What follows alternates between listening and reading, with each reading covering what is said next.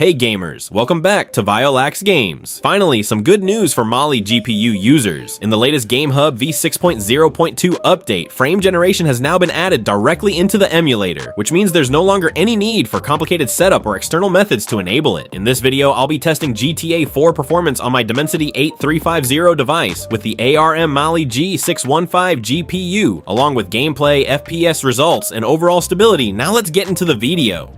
So first, open the Game Hub Emulator, then scroll down and open the PC Engine settings menu and copy the settings shown on screen. I'm not completely sure if these settings will work perfectly for everyone, since different devices can behave differently. For me, the game worked fine on default settings in Game Hub version 6.0.1, but after updating into version 6.0.2, the game stopped booting. These are the settings that worked for my device, so if the game still doesn't launch or perform correctly for you, try adjusting the settings according to your processor and GPU.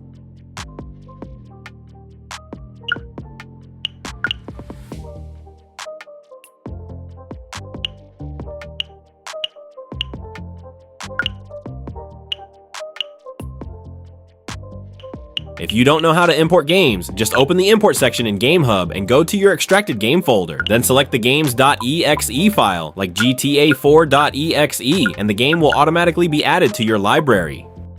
Now let's start the game. The game boots successfully, and on my Dimensity 8350 with Mali GPU, indoor areas give around 60 FPS without frame generation enabled. Outside, performance drops to around 20 to 30 frames per second, which is still quite playable.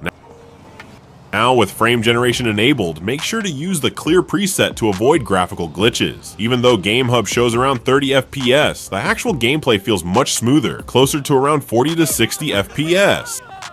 Let me get a car so I can test how car driving affects performance. Yeah, punching NPC also don't affect performance much.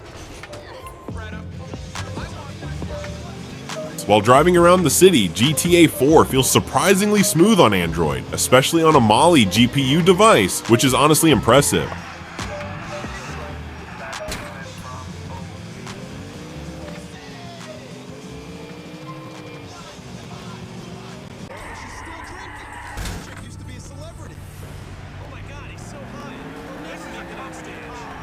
I also noticed that turning off the on-screen controls and using a controller made performance feel more stable. During screen recording, FPS stayed around 40 to 50, while without recording, performance reached around 50 to 70 FPS. One thing to keep in mind is heating, since frame generation can make the device warm up pretty quickly. Funny guy. We're going to get money. In America, you need money to do anything. You're taking me to a backroom game, get it? To pay them back 10 times. Oni su slabići u svakom slučaju. Nico, wait for me here while I go inside to clean up. Wait, babies are too much of a gamble. Who wants to risk having a baby that's slow or ugly when you can order one off of the internet?